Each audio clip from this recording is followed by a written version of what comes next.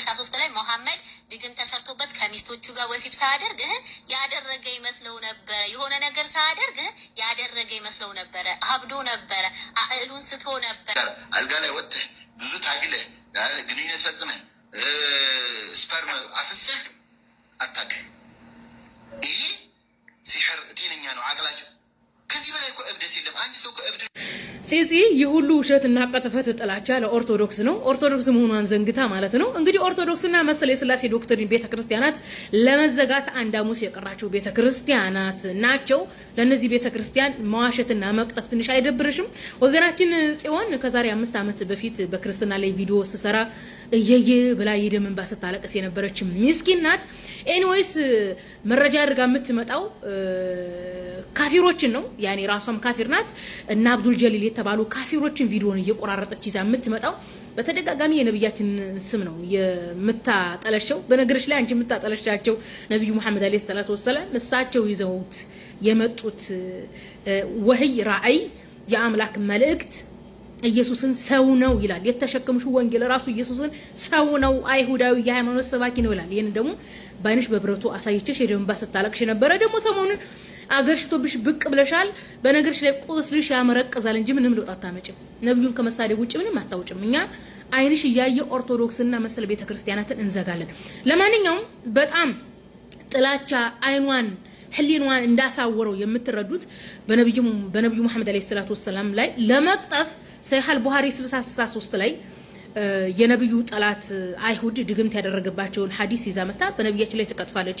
እዛው ሐዲስ ላይ ኦኬ ሰይጣን ጠላት ድግምት ቢያደርግባቸውም አምላክ መልአክ እንደላከላቸው እዛው ተቀምጧል። በነገራችን ላይ ማለት ነው መጽሐፍ ቅዱስ ላይ አምላክ እግዚአብሔር ሰይጣንን በነብያት ላይ ይልካል፣ መላእክትንም በነብያት ላይ ይልካል። ይገርማቸዋል።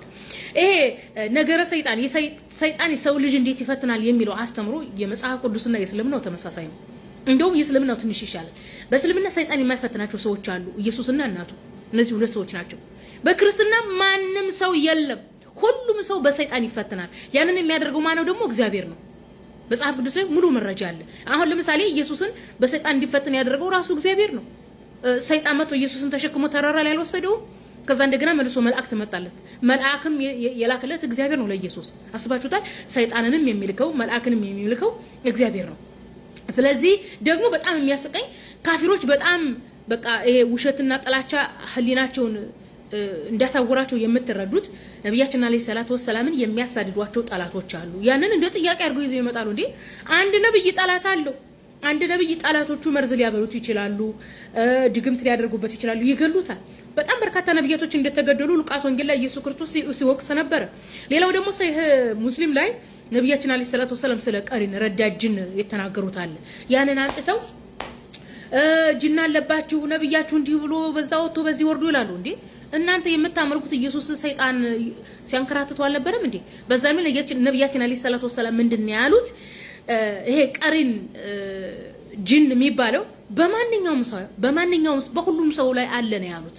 በአንተም ላይ ስትላችሁ እናታችንና አይሻ የኔ ሰልሟል ነው ያሉት። ተግባብተናል። የሌላው ግን አልሰለመም።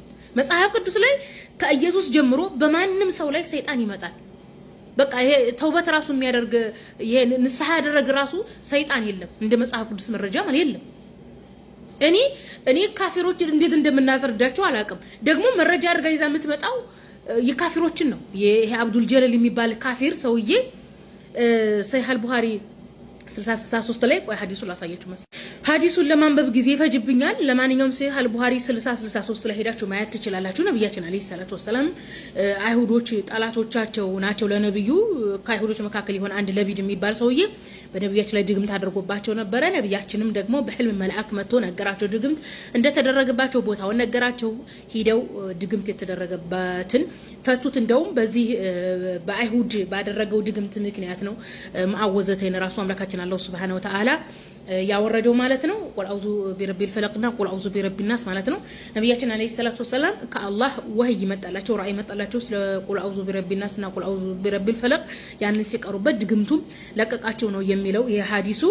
ነብያችን አለይሂ ሰላቱ ወሰለም በህልማቸው አንዳንድ ጊዜም ደግሞ በውናቸውም ከሚስቶቻቸው ጋር ጾታዊ ግንኙነት ያደረጉ ይመስላቸው ነበረ የሚለውን በተለይ ጽዮን ከዛሬ 5 ዓመት በፊት በጣም ስትቀጥፍበት ነበረ። በቃ የሌለ ትርጉም እየሰጠች በነገራችን ላይ ጥላቻ እንዴት የሰው ልጅ እንደሚያሳብድ ጽዮንን ነው ያየሁት።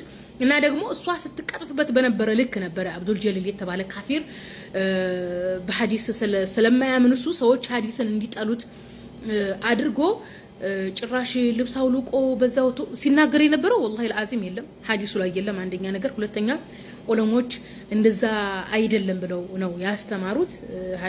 የሐዲሱ ሙፈሲሮች ማለት ነው እንደዛ አላደረጉም ነብያችን። ሱብሃንአላህ ሙናፊቅና ካፊር ምን አይነት በጥላቻ የታወረ ሰው መሆኑን የተረዳሁት በጽዮንና በአብዱል ጀሊል ነው።